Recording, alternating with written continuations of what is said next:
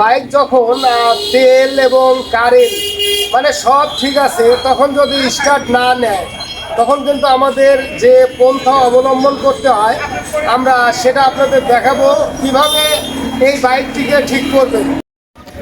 Bajaj V15, তো এই বাইকের প্রবলেম হলো স্টার্ট হচ্ছে না।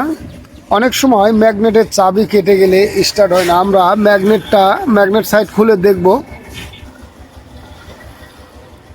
তো এখানে একটা জিনিস দেখা যাচ্ছে, সেটা হলো সেলফের প্রিমিয়ামটা কিন্তু নেই, উপরে যেটা সেলফের প্রিমিয়াম।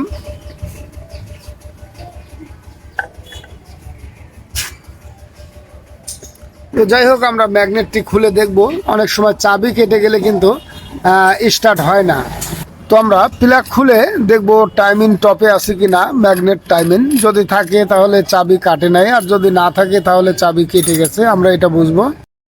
তো আমরা টপ মার্ক দেখছি, এখানে কিন্তু স্ক্রুড্রাইভার একদম ভিতরে চলে গেছে, টপ মার্কটা ঠিক আছে, এর মানে চাবি কেটে গেছে, ম্যাগনেট চাবি কেটে গেছে। ঘোরাও,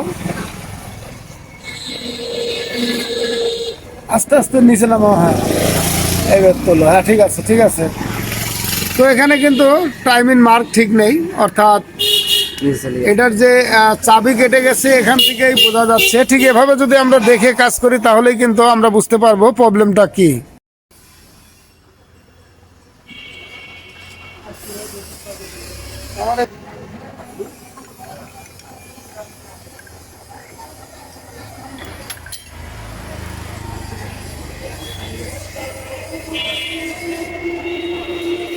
তো যে কথা সেই কাম, এখানে কিন্তু চাবিটাই কেটে গেছে, যার জন্য বাইকটা স্টার্ট নিচ্ছে না। যতই উপরে আমরা কাজ করি স্টার্ট কিন্তু নেবে না। তো ম্যাগনেটের ভিতরের থেকে যে চাবি আছে, চাবিটা অর্ধেক ম্যাগনেটের সাথে আছে আর অর্ধেক পড়ে গেছে। এখানে আসছিলাম আমরা, ম্যাগনেট চাবি সেটিং করে দিলাম। এরপরে আমরা ম্যাগনেট কভার লাগিয়ে বাইকটি স্টার্ট দিয়ে দেখব। ঠিক আছে, হয়েছে।